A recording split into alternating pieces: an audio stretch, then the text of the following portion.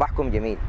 في كل صباح بيكون عندنا قرارات بسيطة ومعقدة، ولكن مقدرة عقلك على تركيب وتحليل وتجميل الأشياء بيخليك تكتشف إنه أنت عندك نقص في حاجات معينة، والنقص ده أنت بتعيشه وبتحس بألمه. والمهارة بتاعت العقل دي أنا سميتها مهارة النواقص. ولما تلاقي نفسك في حالة فراغ أثناء اليوم، حيقوم عقلك يبتدي ينتج فيه ملفات من الماضي. وأقصد بأنه ينتج ملفات من الماضي يعني يبتدي يفتح ملفات من الماضي القريب أو الماضي البعيد. المشكلة ما في إنه هو بيقدر يفتح الملفات، المشكلة إنه هو بيفتح لك ملفات غير مرغوب فيها. ممكن تكون ملفات سلبية وقد تكون ملفات إيجابية، لكن الحالة اللي أنت بتكون فيها عادة بتاعت الفراغ دي بتفتح لك ملفات سلبية، وده بقودك لمشاعر سلبية جدا بسبب العقل اللي هو فتح لك الملف وولد لك الشعور السلبي. عشان كده مقدرتنا على إنه نجيب الملفات دي أنا سميتها مهارة سد الفراغ. ولما تلاقي نفسك في حالة من الازدحام اليومي بسبب العمل أو الاتصالات الكثيفة أو حتى زحمة الأقارب في البيت، عقلك بيحاول إنه يفصل، وعشان يفصل حتلاقيه بيعمل حاجة مهمة جدا، هي بخليك تتوهم التعب أو حتى تتوهم المرض أو حتى تتوهم إنك أنت فيك حاجة ما عارفة هي شنو. وحقيقة أنت ممكن فعلا تكون تعبان وممكن تمرض فعلا، بس السبب هو عقلك الأوحى لجسدك إنه يتعب أو يمرض. والمهارة دي اللي بيستخدمها العقل أنا سميتها مهارة الهروب.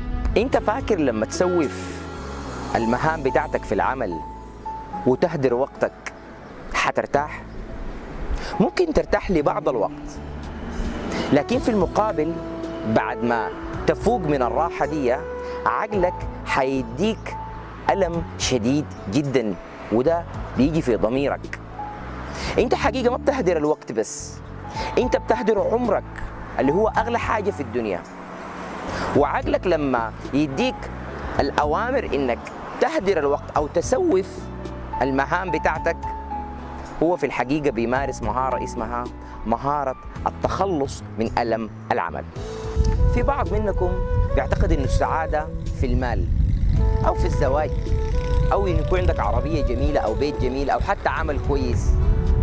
حقيقة إنه السعادة تعريف منقبض على ذاته، بيختلف مني ليك ليهم، وكل واحد فينا بيقرر السعادة بتاعته. السعادة عمرها ما تكون في حاجة خارجك، السعادة جواك. عشان كده انت لازم تاخد قرار انك تكون سعيد في كل لحظة وكل ساعة وكل يوم. السعادة قرار، السعادة ما مرتبطة بأشياء وعمرها ما حتكون مرتبطة بأشياء. وأهم حاجة تعرف الليلة إنه ما تخلي إنسان يمتلكك. ويعني شنو ما تخلي إنسان يمتلكك؟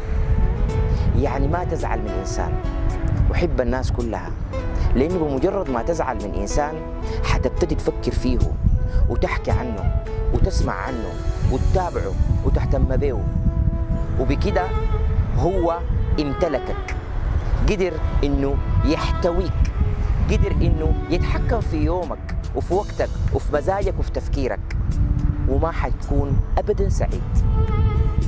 حبه وخليه كأنه ما موجود. ما قلت لك اتعامل معه، ما قلت لك صاحبه، بس من جواك خدت له الحب، صدقني حتكون سعيد. أقول لك السعادة قرار. خلينا أذكرك احنا تكلمنا عن شنو؟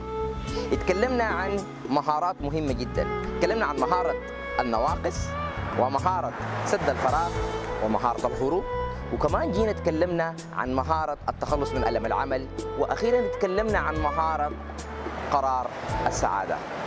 كونوا بخير.